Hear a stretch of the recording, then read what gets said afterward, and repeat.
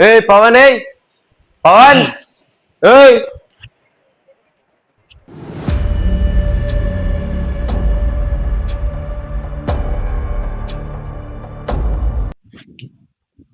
ఆయన క్షమించయ్యా, నేను నీ దగ్గర నీ బిడ్డతానికి రానయ్యా నేను ఇక.